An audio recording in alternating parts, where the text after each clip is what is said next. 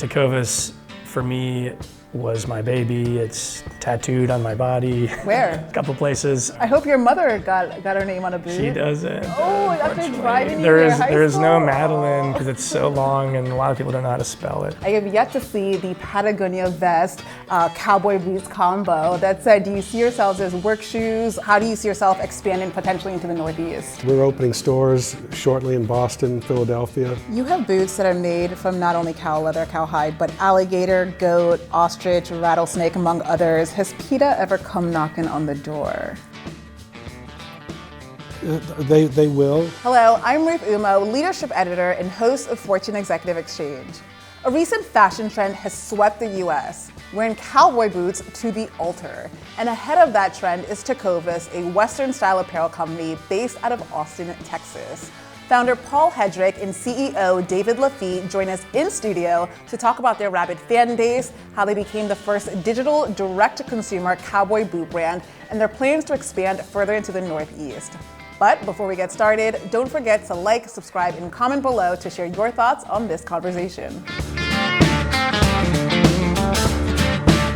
Howdy, gentlemen. Howdy. Thank you so much for Howdy. joining us, Fortune Executive Exchange. We're delighted to have you. Thank you for having us. Delighted to be here. Paul, let's kick off with you. How does a Harvard-educated guy who studied econ and math, worked at a McKinsey consulting firm, later at a private equity firm, end up founding a company that makes cowboy boots and Western wear?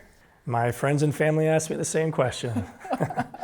The story is, I'd say, both a personal one as well as I'd call it an identification of a business opportunity.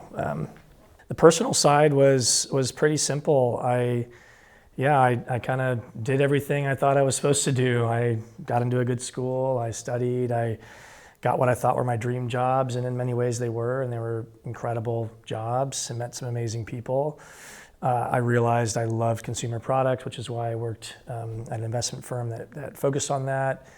But it was actually a setback that took me to the decision, which was I got rejected from 2 business schools. I applied to 2 MBA programs. You can probably guess which ones. They rhyme with Barvard and Bamford. I had a bit of an existential moment. I thought about my life. I thought about what I wanted to get out of my life. I thought about fulfillment. I thought about what made me different. And I realized I was a risk comfortable person. I had always been a creative person, and I had never really gotten to exercise those muscles in my professional career. I'd only really done it when I was a kid, and I wanted to be an architect and an artist and a cartoonist at one point. I had this moment where I put those together and said, those sound like the recipe to be an entrepreneur. And as soon as I flipped that switch, that's when the story started. And I was wearing cowboy boots to the office almost every day. That was my little act of rebellion as a Texan living in New York. I was living in Chelsea and Manhattan, commuting to Greenwich, Connecticut. And I started wearing boots basically when I got to New York. And then I fell down a rabbit hole. I started thinking about what was important to me, what was a consumer products category that I could dig into. And man, the more I read about boots, the more I realized that my passion for them was being ignited. I learned to love how they were made. I learned where they were made. Importantly, I learned that there was a big business and brand opportunity. The business opportunity was clear. There was a $4 billion market for cowboy boots just in the US. I thought the number would be, 1/10 of that maybe. There was no brand that spoke to me. I'm 36 now. I was 26 when we were having these conversations. We meaning in my head. And you say no brand spoke to you in what way? What were you looking for? I wanted something that could fit into my everyday life, that was approachable and versatile. But I also wanted the best. I wanted something that had quality. I wanted something that had a story behind it. I wanted something that when you slip it on, you feel like you're home. I wanted it to be comfortable. I kind of wanted it to be everything. I didn't want to have any compromises in the product. And my experience of the category at the time was one very large brand that I would call it sort of the everyman's brand that sort of served the base of the market, was really widely distributed, cement construction, not very comfortable, fairly basic. And then there was some high-end brands that were beautiful, ornate, and they were also not that comfortable. And more importantly, they cost a paycheck to buy a pair. And it felt like the middle, which is where all the magic was, which is where people, I think, really wanted to play. It's where I wanted to play. It's where I wanted to interact. It wasn't there. There was no high quality, stylish, comfortable boot that didn't break the bank. And so that became the mantra that I used to create the idea. Well, you said humorously, albeit seriously, that you wore your boots in New York City as an act of rebellion. We're here at Fortune's headquarters in Financial District, just a couple blocks away from Wall Street. I have yet to see the Patagonia vest, cowboy boots combo. That said, do you see yourselves as work shoes? How do you see yourself expanding potentially into the Northeast? So absolutely. We're opening stores shortly in Boston, Philadelphia. So we definitely think there's a market here. And I would say it's lifestyle. There's boots for all different uses and applications, but a lot of our bread and butter would be lifestyle. Yeah. Talk to me about your target demographic. Explain the consumer. So what we like to call is Millennial Trailblazers, people that are independent-minded. When you put on a pair of boots, it's incredible what instills self-confidence. So we believe 25 to 45-year-old is a sweet spot. There's also what we would call a lot of our traditionalists that are more people my age, but that are more comfortable in Western as well. That's generally the demographic, though. Men and women, both genders. Our women's business is growing quite a bit. Talk to me geographically. Are most of your consumers based out west? Are they in the south? And are there any differences in terms of what styles they're interested in? Right now, I'd say Sun Belt. We have a big following in the southeast, certainly in Texas. A lot of the big cities in Texas can carry multiple stores. We're opening in Arizona, Colorado, California. So again, we're in more traditional Western spots, but we're also seeing a lot of e-com activity in what I would call non-traditional Western markets as well. Very interesting. Let's go back to your inception stage. You launched in Texas, which certainly makes sense at face value. Were you nervous at the time that the market was already saturated? There are a number of big Western boot companies. No, I wasn't worried because I knew that what we were creating, what I was creating, was truly filling a gap. And at the time, the business model was also dynamic and different from what was out there. We were the first direct-to-consumer brand. We were the first brand to sell exclusively online. The brand was born in a way that the story was modern. Out of the top 10 brands, basically all but 2 of them, were founded 100 plus years ago. So I actually saw it as an opportunity because most of them weren't really speaking to the modern consumer in modern ways. I was bootstrapping the business at the time, and so I didn't really have the know-how or the resources to kind of brick by brick either go into retail or wholesale. So, Shopify was around. Shopify was a click away. We were able to put a collection online and be national overnight, and the traction was there from the beginning. So yeah, I never really had a doubt that we were creating something impactful for the consumer. Was there one momentous occasion you can point to where you said, wow, that was a real catalyst for our growth? I like the question, and I've had to think about it a lot. I've gotten a lot of people who've asked me this before. I don't think there was a single moment, but that I had a wow and stepped back, like, oh, this is working, because I was so hell-bent on making it work from day one and for it being a true challenger brand that was going to exist for generations. But not to say that our early successes many times surprised me. We basically doubled our budget every year for the first 3 years. I set a stretch goal of $1 million for first year, and we did 2. Set a stretch goal of 5 or 7, I forget, and we did, I think, 13 in the second year. And so I think in those first 2 years, I realized, wow, I think we're doing something a little bit more special than even I had accounted for, and I had thought pretty big for the brand. So my favorite moment early on, though, was probably maybe not even a breakout moment, but I remember it when it was still just me, no team members, and I drove my 20-year-old SUV up to Dallas, and I had to enlist my mom to help me. So she was technically the first free labor at Tecovas, and she and I sold, I think, 22 pairs of boots at my elementary school holiday market in Dallas.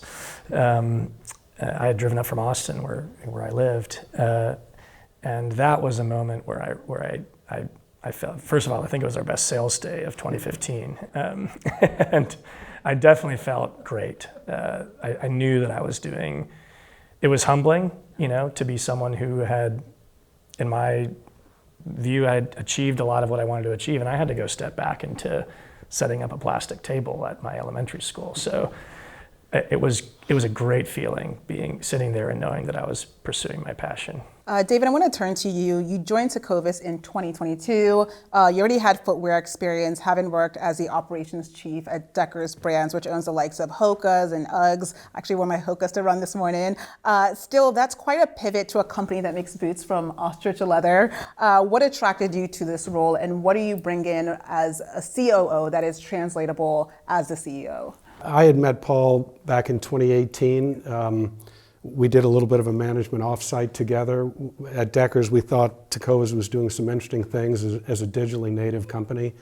I really thought it was an opportunity to grow the next great American footwear brand. And so it was intriguing to me. I had been at Deckers for about 8 years. And when they asked if I'd be interested, I kind of didn't give it much thought until went through rounds of interviews, et cetera, and then it started to become a reality. So it's been a fun change. Unlike Paul, I'm not exactly the big risk taker. I practiced law for 25 years, so I would say risk averse is probably a better description. You're a recovering lawyer now. Exactly. And Paul, as he mentioned, very creative. When I joined Deckers, I didn't know anything about operations or footwear. So the one thing I did know is I needed to surround myself with the best people. And that's sort of a similar mantra coming to Tecovas. There's a lot of the business that I have not been overseeing before, but you've got to get the best people around you and turn them loose. So that's kind of my goal here. As someone who previously saw day-to-day operations, as someone, as you said, you're a lawyer, and so you have that legal mindset, how much of your work now, it would presumably quite a bit, is creative, and how do you tap into the creative side? Well, it is. Again, I rely upon very creative people, but I like being in the mix and being a sounding board if I can help our teammates work through any issues that they may have. So it's certainly a fun part of the business on the demand creation side. Most of my work has been on the supply side of things. I'd love to chime in here because David's too humble, but it's challenging. The time frame that we were at when David came on board, we had reached over $100 million in revenue. We had seen this path before us that was clearly the path to being, as he said, the next great American footwear brand, $1 billion plus brand. So much of what we had to do was process and people oriented, and building strength in areas that larger companies and brands like Hoka and Ugg had done. And that part was obvious, but what wasn't obvious is I would say the subjective side of the work. And David's superpower is people. I knew that my superpower was not was not hiring, was not putting together teams, was not uniting teams in a way that could get them all fighting and rowing in the same direction. And I would have to say David won't maybe say it, but he's actually been an incredible strategist for us. And I think his grasp of the strategy and the nuances of what we have to do as a brand are probably better than any other COO type I'd met. And I think that's because, well, like he said, he wasn't a COO 10 years ago. Yeah. He was a lawyer. Yeah. But he's a learner, and he's a servant leader. So if you can have all those bullets in a CEO. It's a pretty good thing to find. That requires a deep level of self-awareness to know that you don't have the skills, or maybe let's just say one skill, you only reference one, to take your company to the next level. Was that a difficult come to Jesus, come to whatever deity moment for you? Short answer is no. Okay. It wasn't a short process though. Tecovas for me was my baby. It's tattooed on my body. Where? A couple places. And I basically sat up in 2019 or so and realized, man, I didn't have a partner in the business. I didn't have a co-founder. I didn't that had been for me from ideation through that point in time. You know, I had 10 direct reports. A lot of my day was managing people and not a lot of what I thought was my superpower. And so I've been thinking about it for years, and so by the time, and then COVID hit. And so COVID was a incredibly turbulent roller coaster time. It was a big down and a big swing up, and after that roller coaster, when my knuckles could stop clenching the steering wheel and we'd managed our way through it, and I realized like I was ready for partnership, and so that was the moment for me. I'm assuming you don't have a Tecovas tattoo on your body. I don't. Not yet. He can never lose the founder title. I can lose my CEO title anytime, so I get a little worried about something that can't be removed. Very true. We'll set a target for it. Well, what has changed in the 2 years since you entered the corner office? So we've spent a lot of time, on the team, getting the right team on the bus, so to speak. I think people with substantive knowledge are critical, but I'm looking for more leadership skills and people that do want to come in and learn it all, not be a know-it-all and say, well, I've done this for 20 years, this is how you do it. Everything is different. So I want people that understand how to work together. There's very few critical milestones that you can just do by yourself. It requires cross-functional collaboration. So I want people that know how to work as a team. If you're not used to being held to a deadline on when your design needs to be done, when you have to turn in your tech pack, and you're working against already a long timeline, and the more you are chaotic in that, the more difficult it is to keep product flowing in the right way. And when you do that, it frees up 20% or more of your time to be more entrepreneurial. So I don't like to get into a situation where we're just so process oriented that we stop thinking entrepreneurial and being creative, because there are opportunities that we want to make sure we can go capture. But if you don't work as a general rule with process, then you never have enough free time to go pursue those opportunities as well. Paul, you said that Tecovas was the first digital-first cowboy boot brand. You now have several brick and mortar stores. Why not remain an e-commerce company and just maintain that D2C business model? Yeah, so we still actually sell everything directly to the customer. We don't have any distributors or wholesale partners today. We do have 32 retail stores and counting, and we operate all of them.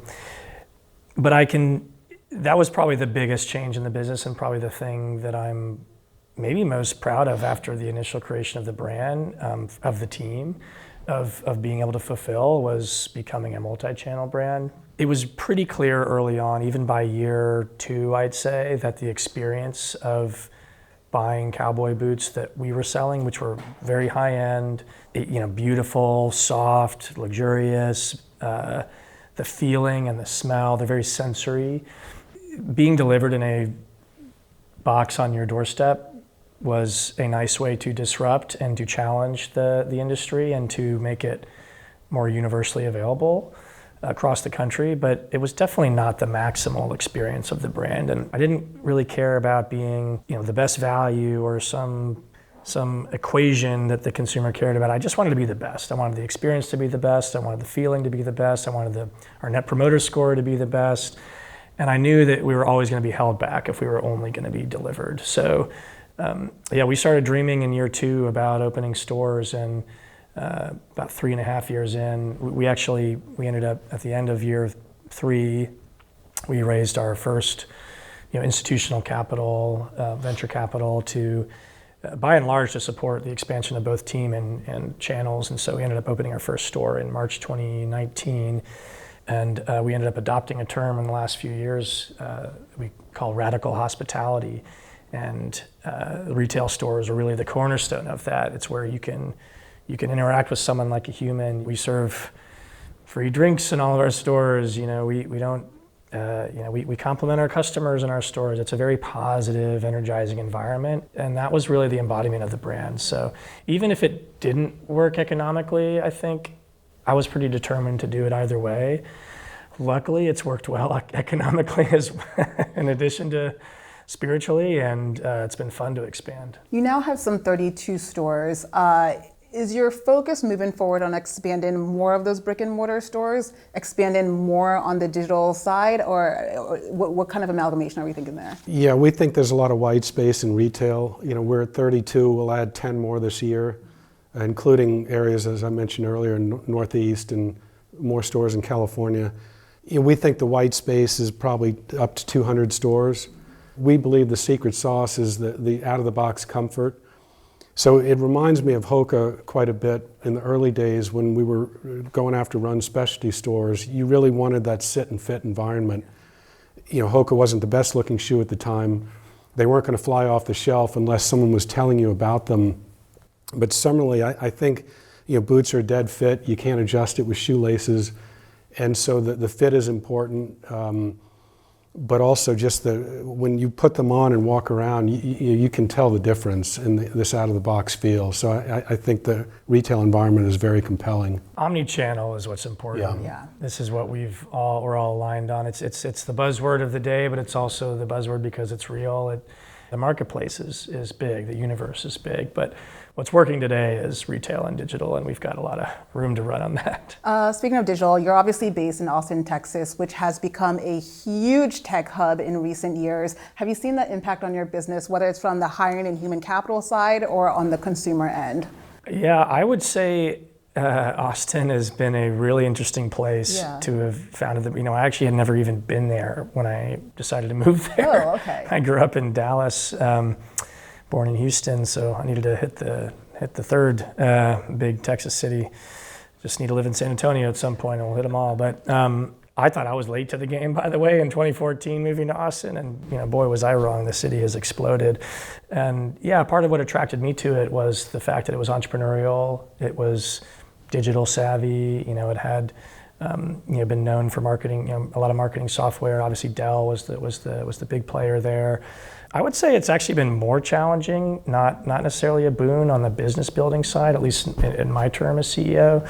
Very little retail and merchandising companies there, so hard to get that talent. On the consumer side, though, I will say it's been awesome the last few years, and everyone who's moving to Austin since 2020 is excited to move to Austin. And so, yeah, the Tecovas store has become a bit of a pilgrimage item on the list, I think, for just about everyone I know who's moved to Austin in the last 3 or 4 years. So we're very glad that we have been a part of that. Fantastic. A couple more questions for you here. Well, first of all, Tecovas. How did we come up with that name?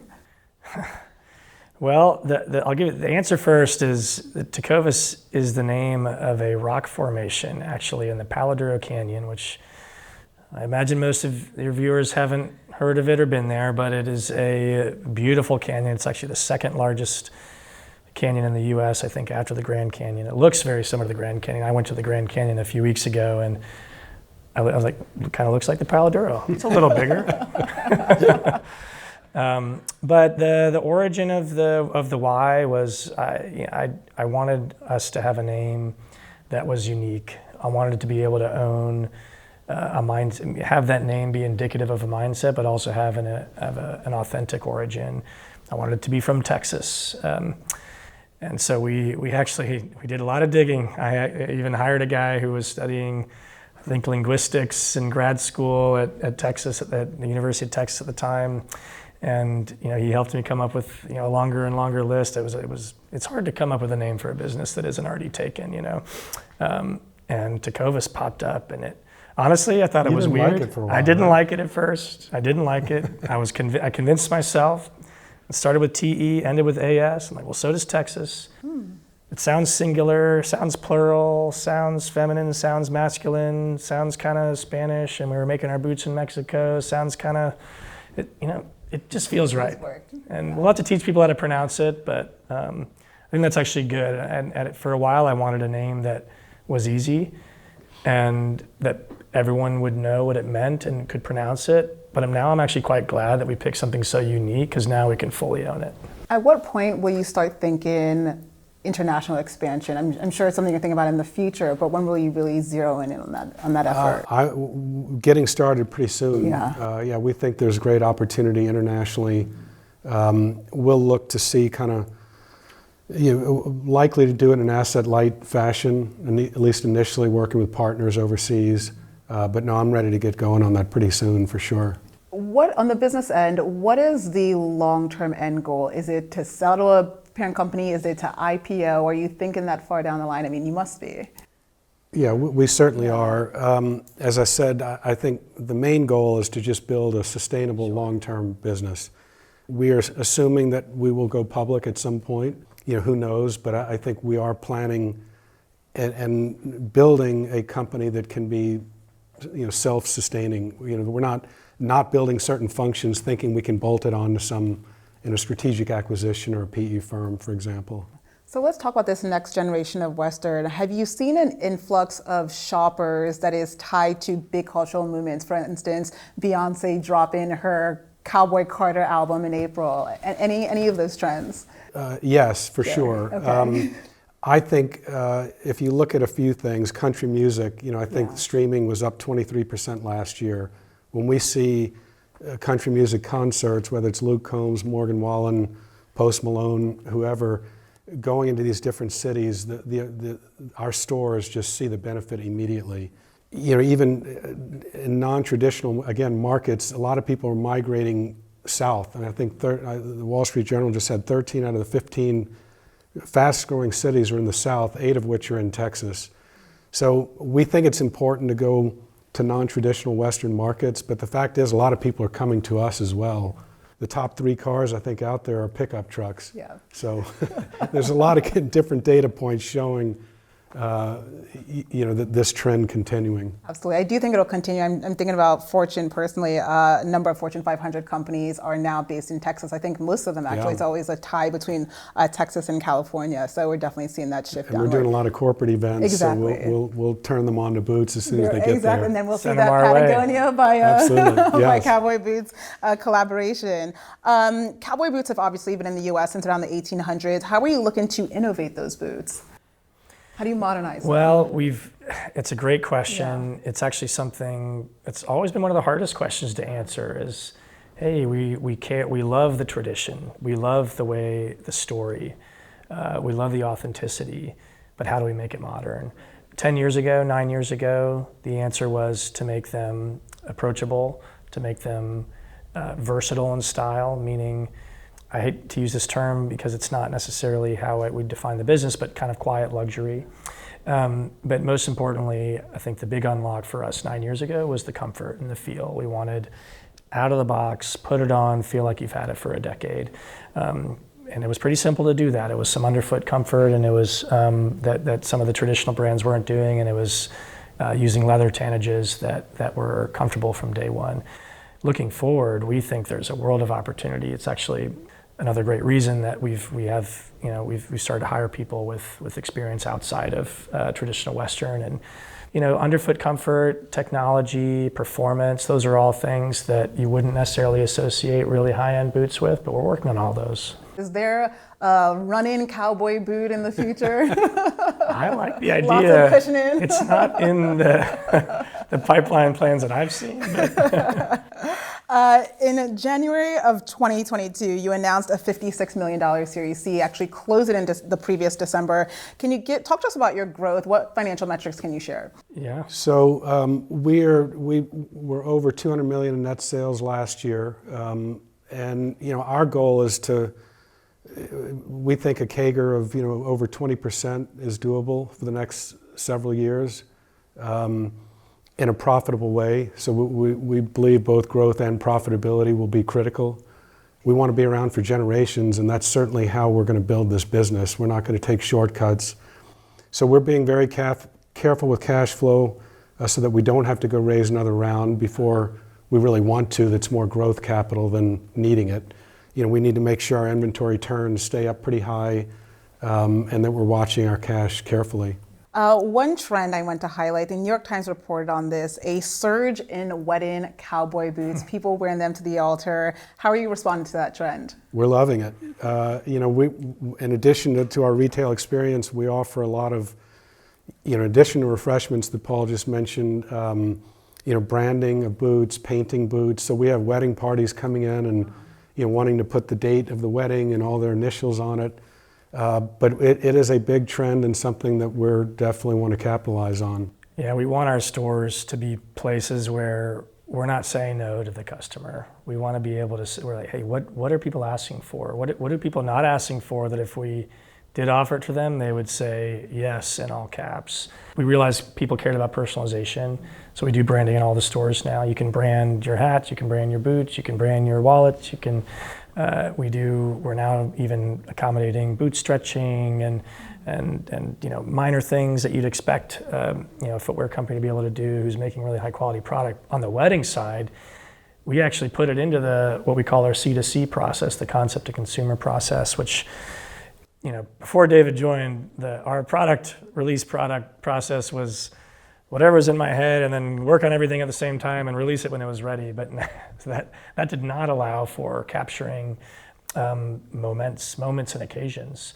And so one of the big benefits of having a process and having a team that's capable of executing on that is we now have products that are oriented toward those occasions. We now have a boot in basically every year's plan, if not one, maybe even more than one, that are oriented toward that wedding season. So we released a boot early this year to hit wedding season. We've got colors that are oriented toward it.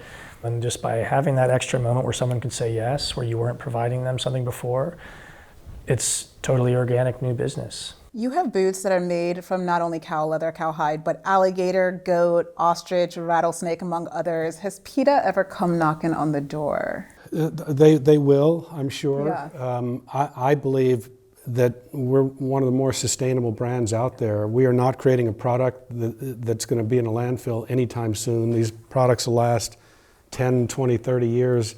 They're all Goodyear welt construction, so you can resole them.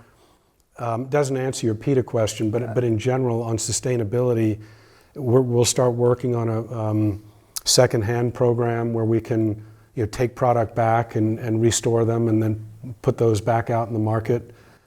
So we're very comfortable with our position. Is there any animal skin that wouldn't make for a good boot? Well, there's stuff we will. Like what? I mean, we have New York City rats, but I don't think you'd want to turn those into a boot. What wouldn't make sense? Yeah, I don't know. Probably most things, actually. Yeah. I would say if there's not already a natural industry for it, it probably shouldn't be tried at this point. You're now executive chairman. How hands-on are you, and what's next for you? Are you looking to create another company, or just take a step back and figure out what's next? Good question. Yeah. No, I've really enjoyed my new role. I'm coming up on 2 years of the role. It's evolved even since I took it.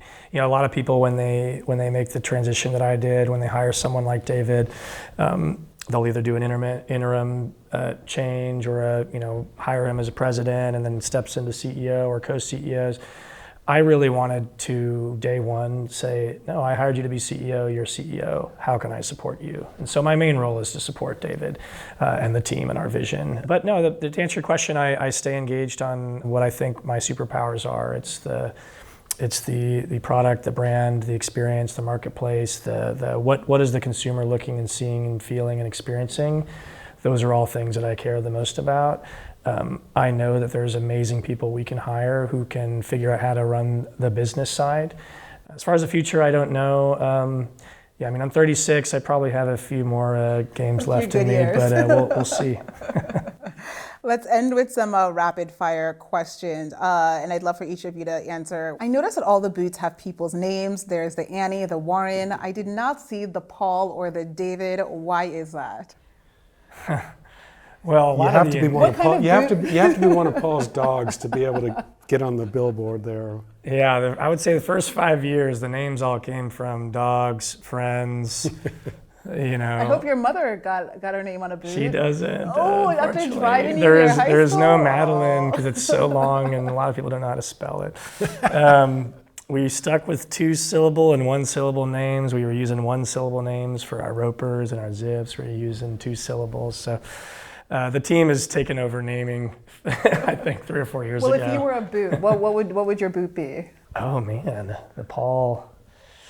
Ooh, I love the Paul. I like the idea of the Paul. I think the Paul is a rough out, cutter toe, simple, but super high quality, very versatile, light colored boot. Is that what you're wearing today? I'm wearing actually what's a boot called the Billy. This was our first ever limited edition style we released in 2019. And that's made from? This is Python. Whew, nice. And what would your namesake shoe be? I like, especially to travel, these zip boots in case pre-check, you get a random check. You're not pulling your back out trying to get the boot off without a boot jack. So I like to travel especially with a zip boot. You definitely are an operations guy. You're Absolutely. very strategic, Exactly. even in selecting Yes. your boot. One of your most popular boots, the Brady, sells out as soon as you put up the boot for sale. Ever thought of doing a collaboration with Tom Brady? Oh no. But after the roast, maybe he took it like a champ. Oh, you really did. All right, well, there's an idea for you. I'll end with these last 2 questions, and you can pick which side you want to go. Best and worst leadership advice you've received. Don't come to me without a solution. I can't stand that. I mean, that's what I'm here for, is to try and help somebody work through a problem. If they spend 2 months, digging a hole deeper because they're afraid to come to me, that I just think that's bad advice. I would say that would be at the top of my list. Yeah. Man, worst leadership advice. I've never been asked that question. I don't think I have a worst leadership advice. I think everything, a lot of the times you try on the jacket and it doesn't fit in your situation. I think the worst leadership advice is generally the stuff that is too specific to people's own experiences. And when people are trying to tell you what to do as opposed to sharing their experience and then helping you apply, it's kind of like what you just said. It's as opposed to giving solutions. I think any leader who's looking for advice shouldn't be looking for solutions. They should be looking for frameworks, for mindsets, for approaches to people, for emotional intelligence. And so I think any advice that is not in that vein probably should be taken with a grain of salt. Well, and with this, you said at the top of the conversation that the Western trend is really a mindset. That said, have you ever said yeehaw unironically? Does riding a mechanical bull count? That does. Then yes. Well, that is a great place to end.